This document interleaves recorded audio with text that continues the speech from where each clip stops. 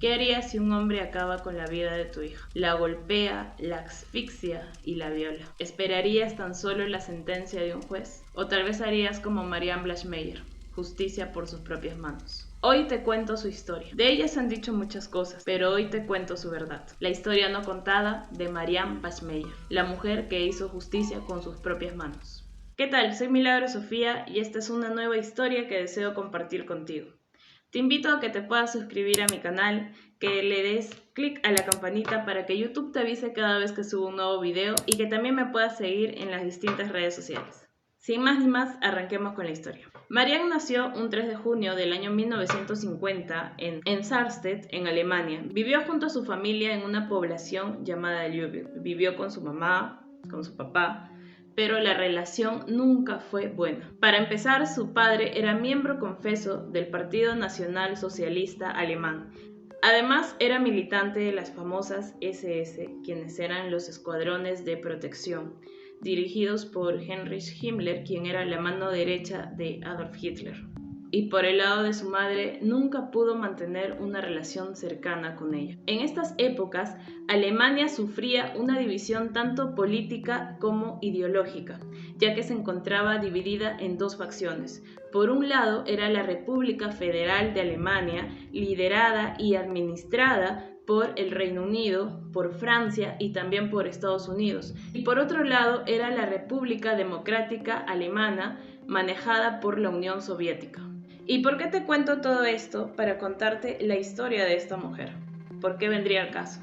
Y es que gracias a esto, Marianne nunca pudo tener una buena relación con su padre, ya que se sentía bastante avergonzada de que su padre tuviera algo que ver con los nazis, justamente por todo el horror que se vivió en esos años. Esto era por el lado de su padre, y por el lado de su madre, como ya lo comenté, nunca pudo tener una relación cercana. Fue así que Marianne creció insegura y con muchas carencias afectivas. A los 16 años ella sale gestando, producto de un abuso sexual, se lo comenta a sus padres, y ellos le prohíben criar a ese bebé. Fue por eso que apenas nació lo llevaron a una casa de adopción. Lamentablemente pasó poco tiempo cuando Marianne vuelve a salir embarazada y su vida teje el mismo curso. Así hasta que cumplió los 23 años, en el año 1973, ella llega a salir embarazada de una niña a quien pone de nombre Ana. Sintió que con ella su vida podría volver a empezar y que podría llenar esas carencias que siempre tuvo. Fue por eso que se puso fuerte ante sus padres y les dijo que ella se haría cargo de su hija. Desde ahí, cierta luz empezó a llegar a la vida de Marianne. Digamos que fueron 7 años hermosos al lado de su hija. Hasta que un 5 de mayo de 1980, cuando esta niña no quería ir a estudiar, no quería ir al colegio, pero bueno, Marianne tenía bien claro que si quería darle algo a Ana era justamente eso, su educación, para que pudiera defenderse de tantas cosas que pasan en el mundo. Así que prácticamente a rastras la hizo ir al colegio, sin imaginar que esa sería la última vez en que la vería con vida. Marianne y Ana tenían un vecino llamado Klaus Grabowski, que aparentemente era una persona de bien, que vivía muy feliz con su novia, que tenía gatos. Y Marianne no se había enterado que Klaus, a escondidas, le había dicho en alguna oportunidad a Ana que vaya a visitarlo a solas, para que él le permita jugar con sus gatos. Sin pensarlo mucho, Ana aprovechó el camino para ir hacia su escuela y desviarse para ir a la casa de su verdugo. Pues este hombre lo que hizo fue asfixiarla, violarla múltiples veces y asesinarla. Luego de esto, cuando tenía el cuerpo sin vida de esta niña, pues la llevó al canal más cercano para desaparecerla. Sin embargo, los remordimientos cayeron sobre él y llamó a su novia. Su novia afortunadamente no se volvió cómplice de este crimen y decidió llamar a la policía. También les indicó que él se encontraba en ese momento en un bar, así que llegaron los agentes de seguridad y se lo llevaron enmarrocado. Fue ahí que Marianne se enteró que su hija yacía sin vida. Y también tanto ella como la gente de la población de Lübeck se llegaron a enterar de que Klaus en realidad ya había cometido violaciones a menores, pero no había llegado a asesinar. Y en el año 1976 a él lo habían sentenciado a una castración química a la cual pudo darle, digamos, la vuelta porque se sometió a una dieta estricta y hormonal. Definitivamente, para una mujer como Marianne, que había tenido tantas carencias afectivas de niña, pero que sin embargo en su hija había encontrado todo aquello que siempre quiso, pues el mundo se le derrumbó. Y así empezó un proceso legal para Klaus Grabowski. Pero ocurrió algo que nadie se esperaba. Como bien sabemos, a veces los procesos no son cortos, generalmente se alargan, y en este caso pues duró al parecer como un año para que le lleguen a dar la sentencia por la consecuencia de sus actos. En ese año muchos tal vez pensarían que Marianne estaba quieta, que Marianne estaría, no sé, deprimida o tal vez resignada, pues lo que ella hizo es planear el asesinato del verdugo de su hija. En ese año lo que hizo fue comprar una pistola Benetta modelo 1934, la cual era famosa en aquel entonces por ser el arma secundaria de los uniformados de las Fuerzas Armadas italianas durante la Segunda Guerra Mundial. A la vez que se preparaba para el gran día de la sentencia final de Grabowski, pues ella iba constantemente a los distintos juicios que le hacían a este hombre para poder examinar sus posturas, sus declaraciones y poder terminar de planear aquello que ella tenía en mente. Fue así que llegó el gran día, 6 de marzo del año 1981, cuando Grabowski estaba a punto de escuchar su sentencia final.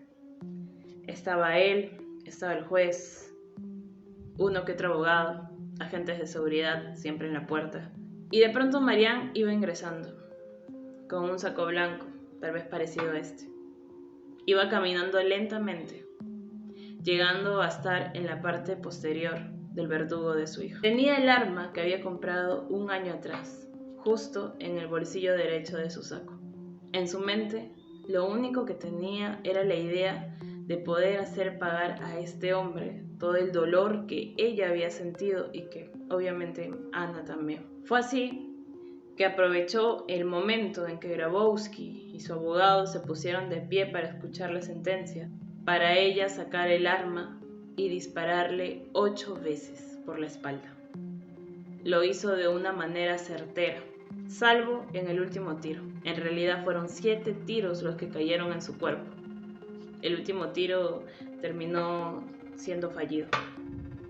Pero bastaron esos 7 tiros para acabar con la vida de este asesino. En ese momento los presentes se quedaron atónitos. Los únicos que hicieron algo fueron los fotógrafos para poder captar el cuerpo sin vida de este hombre.